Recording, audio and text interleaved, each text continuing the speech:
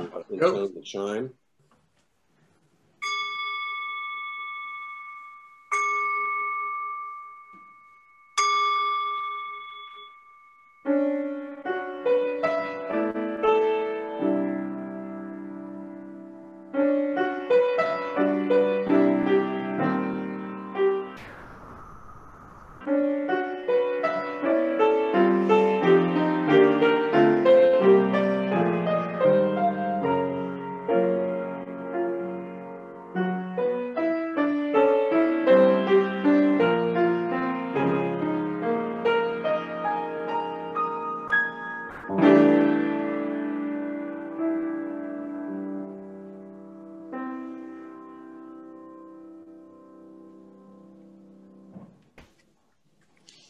Good morning. We gather this hour as people of faith, with joys and sorrows, gifts and needs. We light this beacon of hope, sign of our quest for truth and meaning in celebration of the life we share together.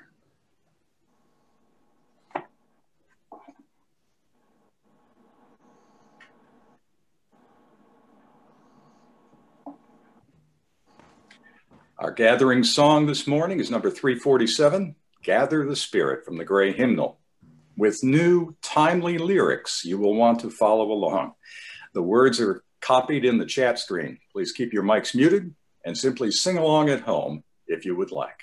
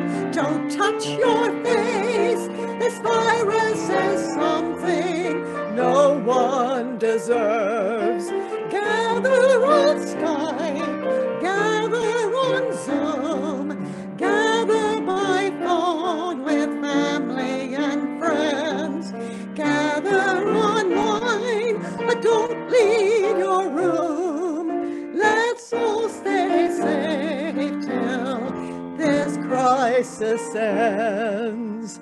Gather on Facebook, not for too long. There's so many ways of passing the time. Take up crocheting, write a new song, read a good book, bake brownies sublime. Gather on Skype, gather on Zoom, gather by phone with family and friends. Gather online, but don't leave your room. Let's all stay safe till this crisis ends. Gather in spirit, pray for the scared, the sick and the poor, the lonely at home. Count all your blessings, reach out and share. Let everyone see that they're not alone. Gather on Skype, gather on Zoom, gather by phone with family and friends. Gather online, but don't leave your room. Let's all stay safe till this crisis ends. Thank you, Bruce and Barb. May we be reminded here of our highest aspirations and inspired to bring our gifts of love and service to the altar of humanity. May we know once again that we are not isolated beings, but connected in mystery and miracle to the universe, to this community, and to each other. Welcome to the First Unitarian Church of Des Moines Digital Service. My name is Bill Brock, My pronouns are he, him, and his, and I'm the celebrant for this morning's service. Whether you are with us for the day or here for a lifetime, we're glad that you have chosen to join us online. Everyone is welcome to join us for a service, whether you or not you live in Des Moines or have ever physically been at First Unitarian. Whoever you are, we hope that you find something here today to help you on your life's journey. And now a time for all ages.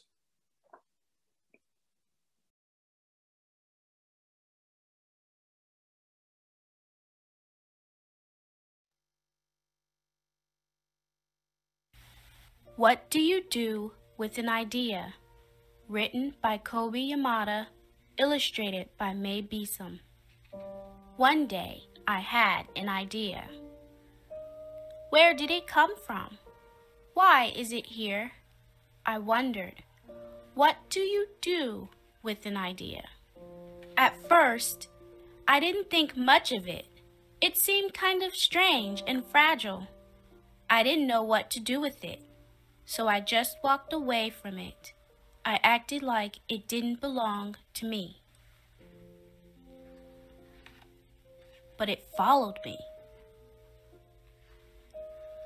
I worried what others would think. What would people say about my idea? I kept it to myself. I hid it away and didn't talk about it.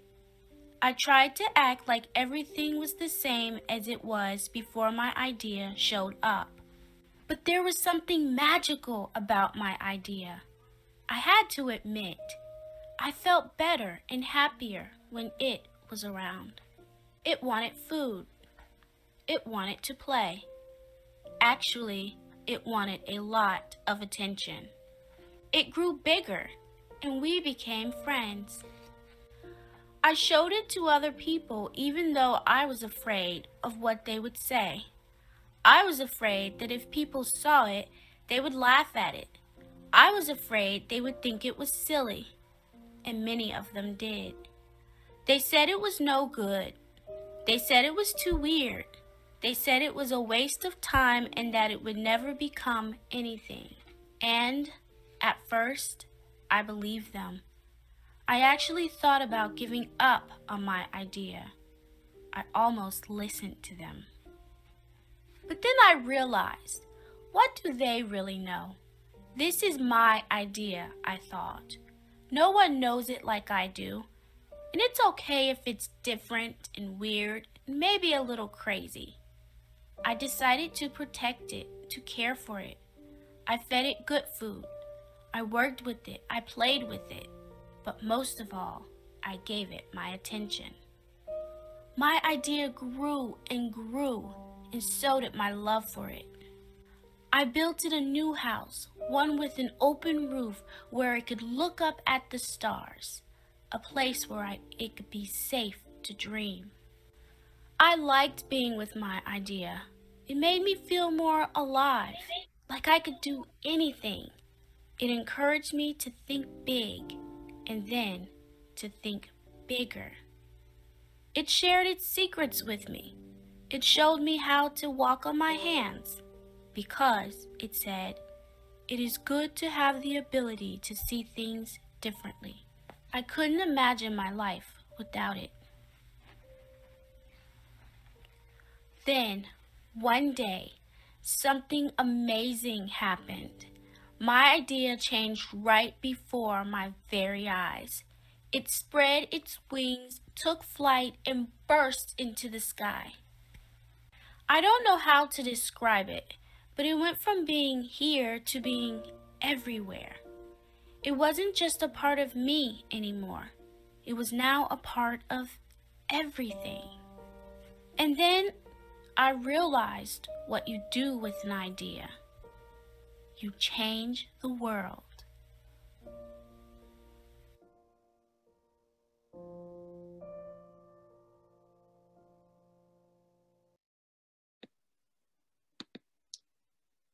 Thank you. That was very nice. It is now time for our weekly offering. Have you heard some of the interesting quotations from actual church bulletins? Here are a few I found. Don't let worry kill you off. Let the church help. At the evening service tonight, the sermon topic will be, "What is hell?" Come early and listen to our choir practice. Smile at someone who is hard to love. Say hell to someone who doesn't care much about you. Barbara C. remains in the hospital and needs blood donors for more transfusions. She's also having trouble sleeping and requests tapes of Pastor Jack's sermons. The Over 60s choir will be disbanded for the summer with the thanks of the entire church. And the peacemaking meeting scheduled for today has been canceled due to a conflict. Our morning offering will now be given and received through the link in the chat. Half of this electronic plate goes to the social justice programs of the church and half to our faith and action partners, Planned Parenthood and Al Éxito. And the link to contribute is in the chat.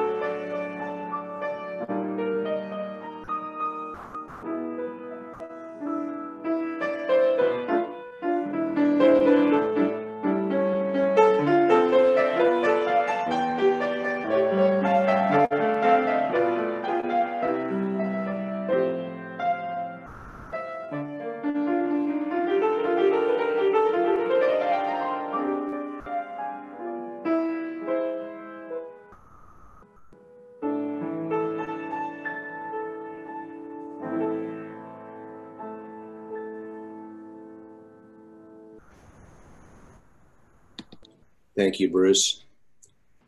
The church is not the building, but a community. As a community of human hands and human hearts, we come together to share our laughter and our tears, and to bear witness and minister to one another as we struggle with life's sorrows and celebrate life's joys. I also want to add a warm virtual embrace for those among us who have spent holidays alone, perhaps for the first time. Maybe we Zoomed, maybe we ate or drank some festive cheer, maybe we watched A Christmas Story or another holiday classic as we always do, but this time on our own.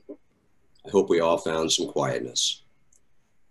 Let us share together now the names of anyone we know who could use some special care and attention. As we type their names into the chat, may the love of this community hold them all. May the light of our community shine on the broken places of the world, and may we travel hand in hand with all those who fight for equity and justice in human relations. May the work of our hands and our hearts support and comfort all those who are marginalized, oppressed, silenced, or at risk. May we be called to mindful action by the needs of those who struggle against violence, pain, degradation, and destruction. May those who are grieving be comforted. May those who are tired find rest. May the broken places be healed. May those who are filled with joy and laughter be abundant and encouraged. Now together we light 3 virtual candles, one for the joys and sorrows we have shared, one for the names we have written, and one last candle for all the joys and all the sorrows which are deeply held but remain unspoken here today.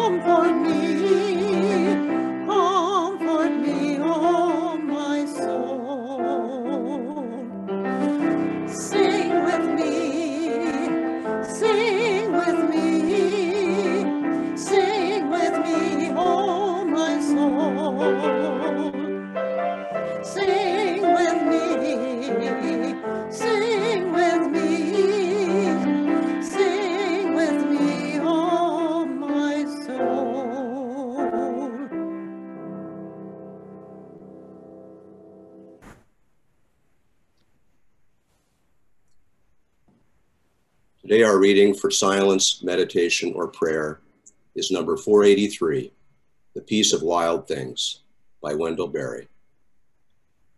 When despair for the world grows in me, and I wake in the night at the least sound in fear of what my life and my children's lives may be, I go and lay down where the wood rake rests in his beauty on the water and the great heron feeds. I come into the peace of wild things who do not tax their lives with forethought of grief. I come into the presence of still water, and I feel above me the day-blind stars waiting with their light. For a time, I rest in the grace of the world and am free. Please join me in 3 minutes of silence, meditation, or prayer.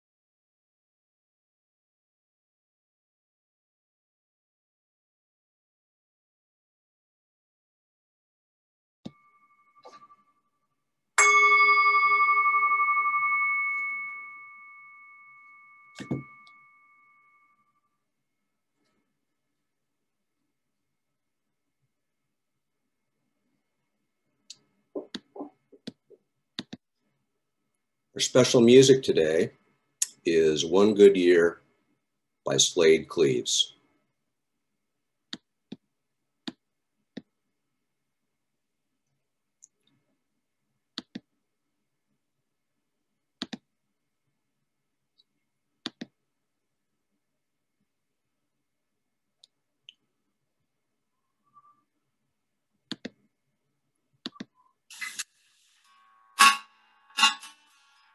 It's New Year's Day, just like the day day before.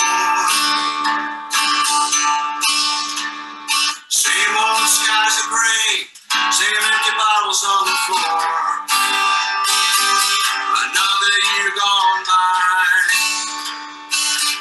I'm thinking once again, how can I take this losing hand, somehow win? Just give me one good year, get my feet back on the ground. I've been chasing grace, grace ain't so easily found. One bad man can devil a man, chase him and carry him down. I gotta get out of here, give me one good year.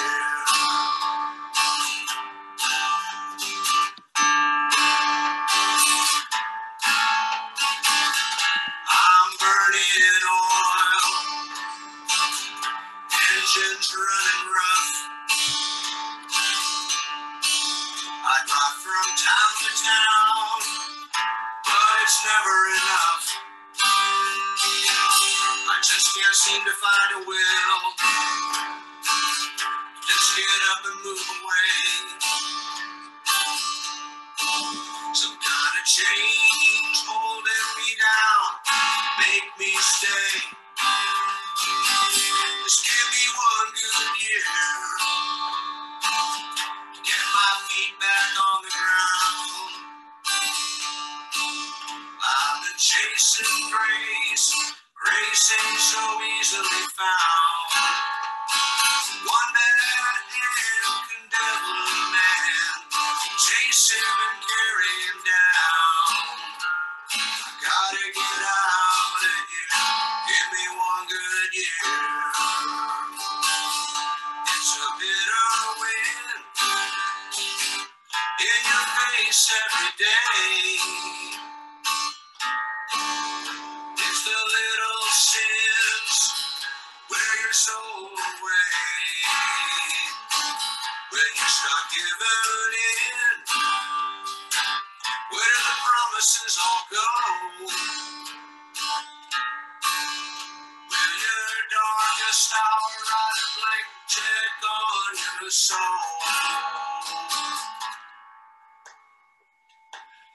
Give me one good year, get my feet back on the ground. I've been chasing grace, grace ain't so easily found. One bad hand can devil a man, a good one can turn him around. I gotta get out of here, give me one good year. I gotta get out of here, give me one good year. Just give me one good year, come on. Give me one good year. Just give us one good year.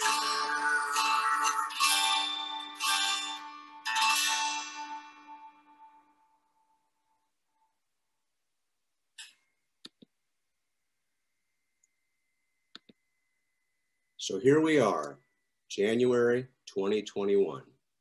Wow, what a year we've been through. Not just a day, but a year that will live in infamy.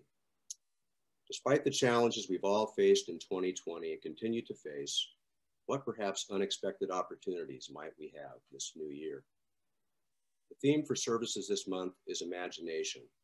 So I will touch on the continuing importance that imagination plays in our lives. But first, I want to delve into the tradition of making New Year's resolutions and compare it to the alternative of setting intentions for the year to come. 'Tis the season, and people have been doing it around this time of year for thousands of years, paying their debts, making promises to their gods, reaffirming commitments, making resolutions. It's well known that more gym and fitness club memberships are sold this time of year than any other. But how many actually follow through to meet whatever goals they've set? For years, I did a big winter solstice celebration, starting at the Wallace House in 1995, during my tenure as the first executive director there. And when the number of people attending outgrew the space, I moved it to the Thoreau Center when my friend Harold Wells owned it. Many of you were there for those parties. We had a fire in the fireplace. I put together a band.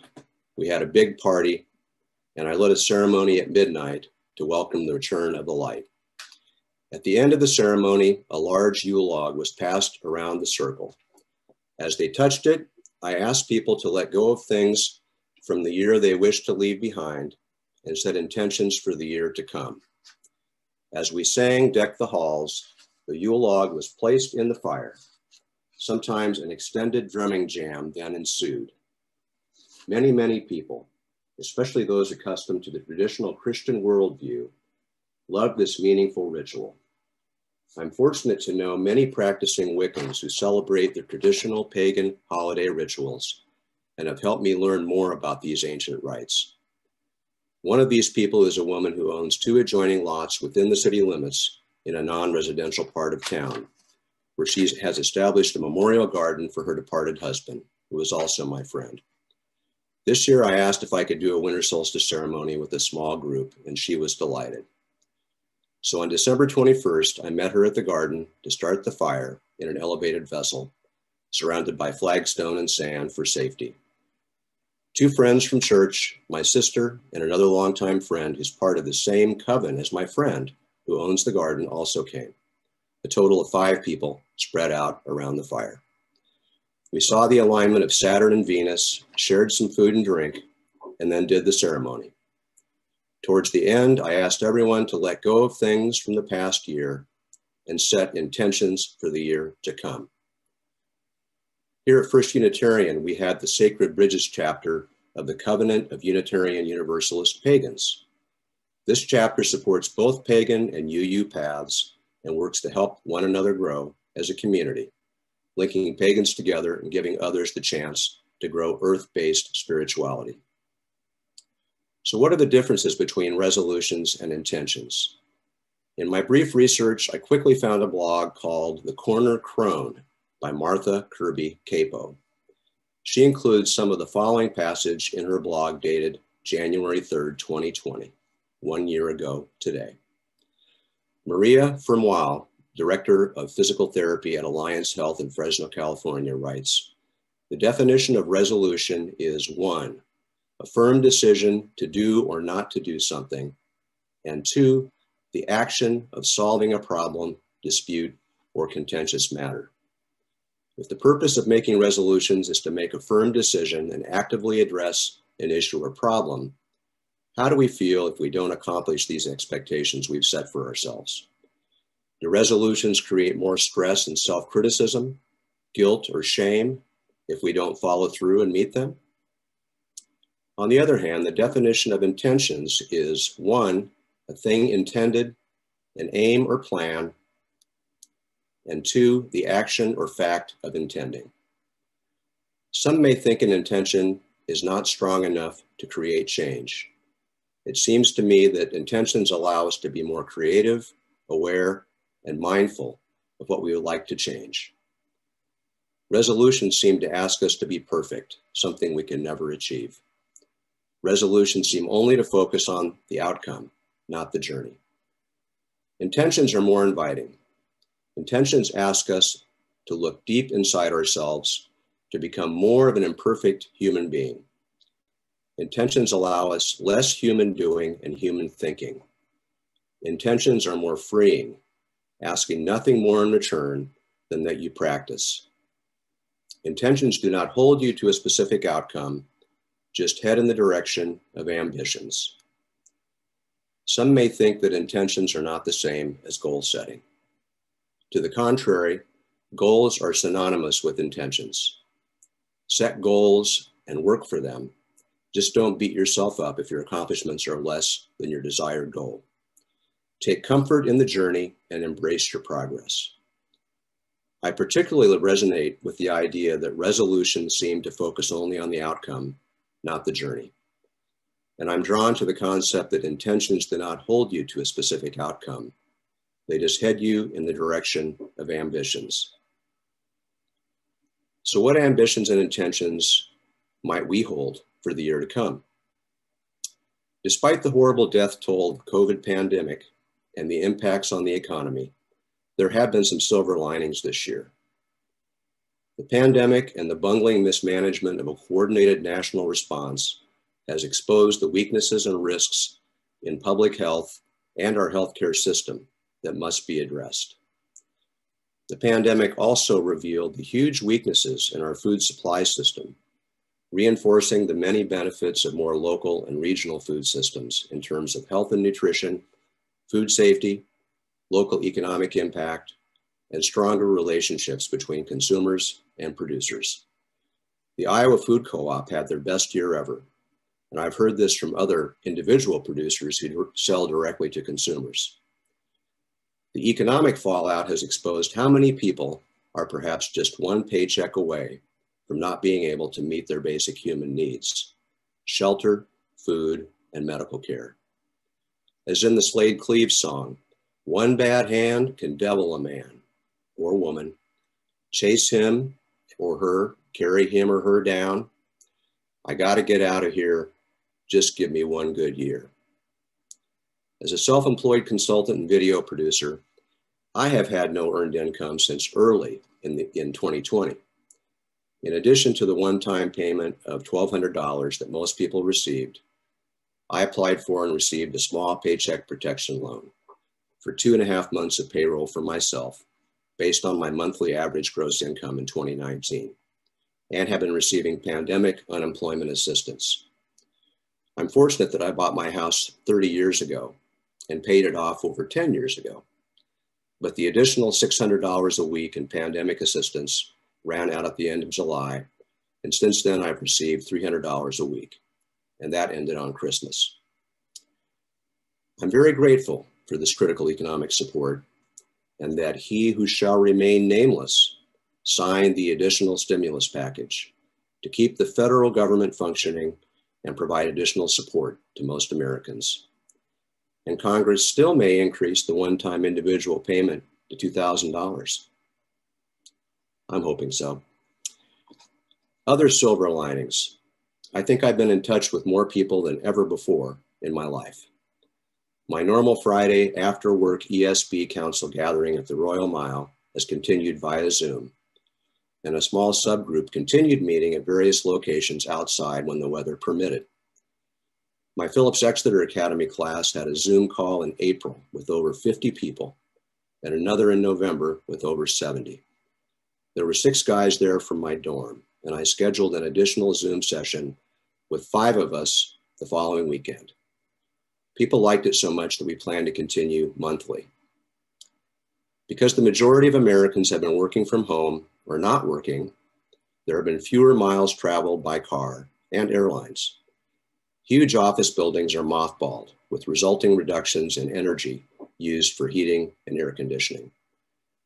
There have been reports that the level of greenhouse gas emissions has fallen by at least 15% this year. Granted, there are serious economic consequences, but the environment has benefited tremendously. As many others do, fortunately including President Biden, climate change is the existential crisis and paramount issue of human society on this planet. I serve on the Des Moines Citizens Task Force on Sustainability, and we are urging the Des Moines City Council to adopt a climate action plan in the next year, as well as, right now, a 100% clean electricity by 2030 resolution. The final reading of this resolution is at the January 11th City Council meeting. I also serve as chair of the Iowa chapter of the Climate Reality Project, facilitate our monthly Zoom calls, and send out regular updates on climate data and climate action.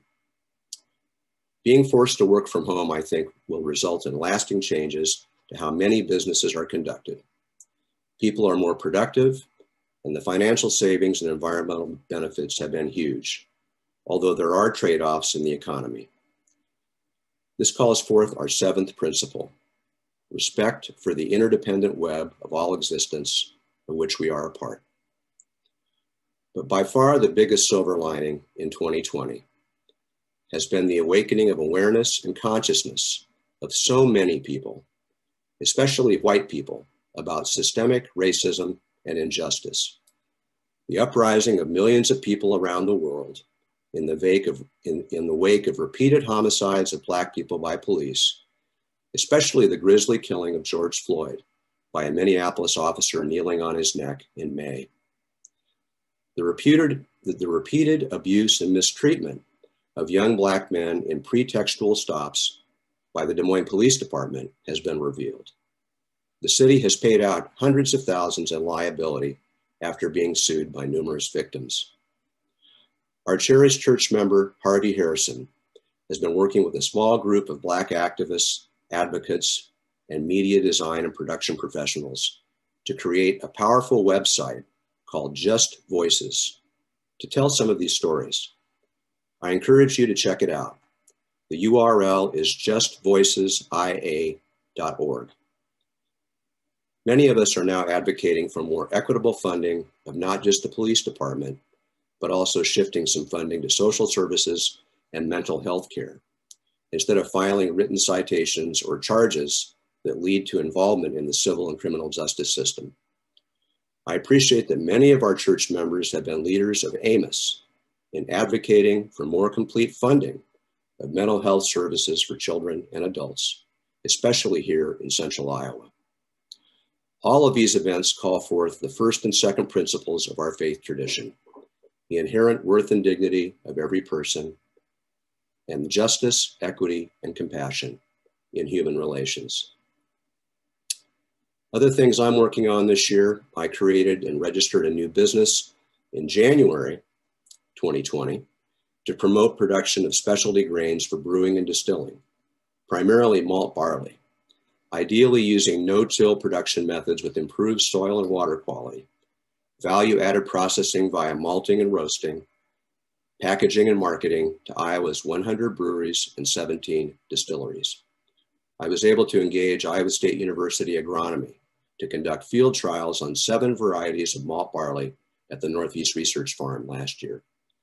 We need to see which varieties do best here in our hotter and wetter climate. I'm working to do research now to determine the scope of the Iowa market. We need alternatives to corn and soybeans that produce improved soil and water quality. I've also been part of a core leadership team for an initiative called Regen Iowa, focused on 7 key pillars from the World Business Council for Sustainable Development. Regenerative agriculture that improves soil quality and conserves soil and produces healthy, nutritious food. Improved water quality, improved health and wellness, world-class education, reduced carbon and greenhouse gas emissions, and more renewable energy, regenerative economics, and grassroots citizen participation in specific communities or counties, and representative democracy. We have had a very positive response from state leaders, and the community colleges will play a major role. We're working now to secure funding for at least 3 pilot communities to engage diverse stakeholders to implement a facilitated planning process called Strategic Coherent Doing. We're hopeful that Des Moines and Polk County will be one of these pilot communities. Part of my role will be recruiting diverse stakeholders and documenting the process with video, as well as storytelling to show examples of people working in one or more of our 7 pillars all over the state. I'm working to raise funding to produce 3 educational documentaries, and I'm striving to give back to the community and mentoring young, diverse activists in sustainability, energy efficiency, environmental, and climate issues. These are part of the intentions that I will continue practicing this year. What intentions will you bring into this year that connect to our faith traditions, as well as your personal passion and imagination? One bad hand can carry a man or a woman. A good one can turn him, her around. I got to get out of here. Just give us one good year. Please, just give us one good year. I want to wrap up with some inspiration about the importance of imagination throughout our whole lives. I have a poster print of an Albert Einstein photograph on the wall of my bedroom with his quotation. And I found a nice list of the top 10 quotations about imagination, courtesy of Success Magazine. All text and images, copyright Success Partners 2015. And let's see if I can share the screen again here. There we go.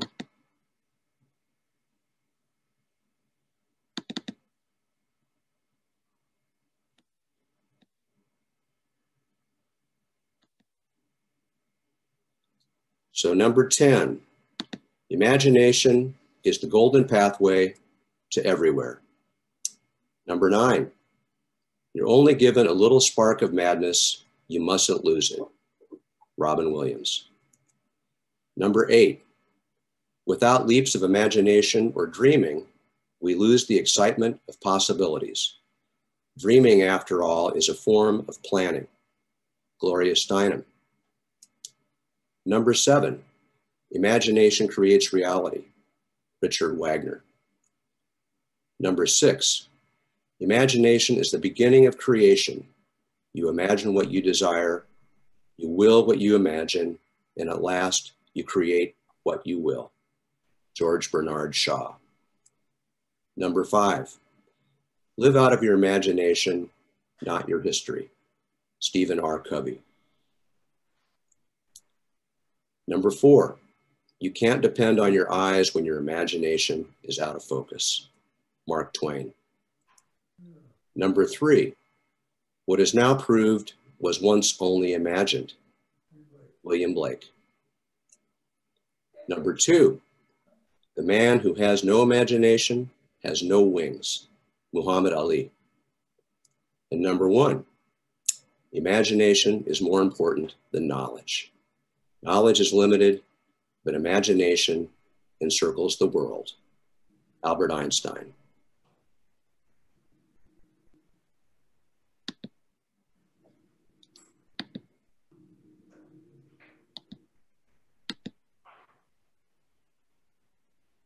Okay, let's see. I think we have another song here now.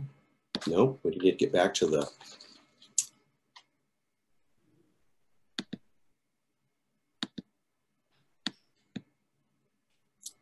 there we go. Okay. I think it's time to extinguish the chalice, Bill. It is. Thank you, Ken. Thank you. We extinguish this flame, but not the light of truth, the warmth of community, or the fire of commitment. These we carry in our hearts until we are together again.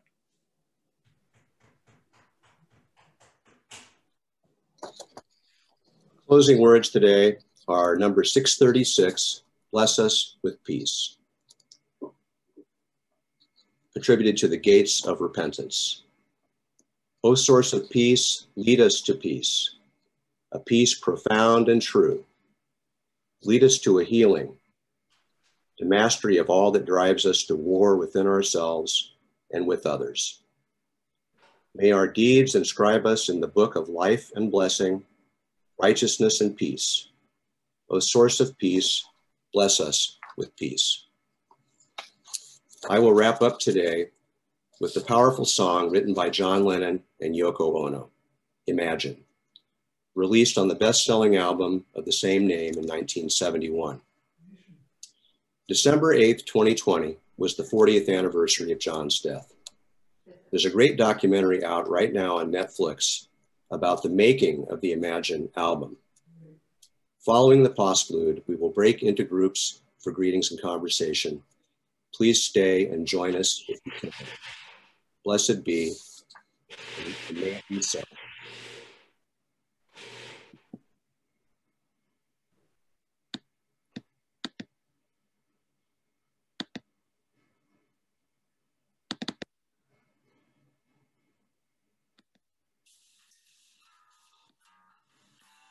Imagine it so heaven.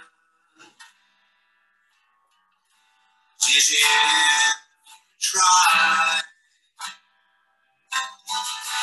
No hell below us.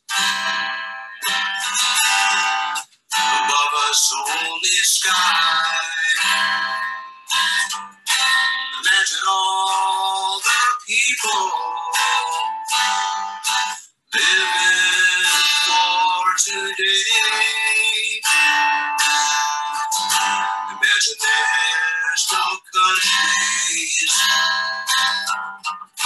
It isn't hard to do.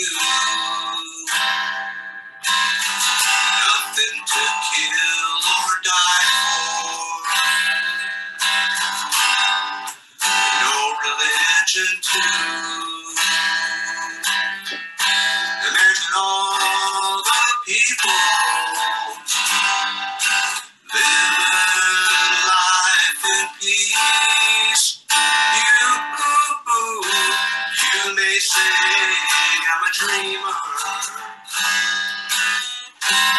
but I'm not the only one. Someday I hope you'll join us, and the world will live as one. Imagine no possessions. I wonder if you can. No need for greed or hunger. Brotherhood of people. Imagine all the people sharing all the world. You may say I'm a dreamer, but I'm not the only one. Oh, I hope someday you'll join us, and the world will live as one.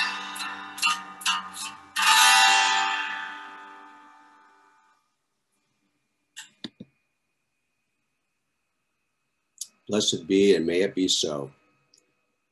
We will end our service today with the Hymn of Valor. And please stick around and join us in chat rooms if you can. Thanks for joining us today.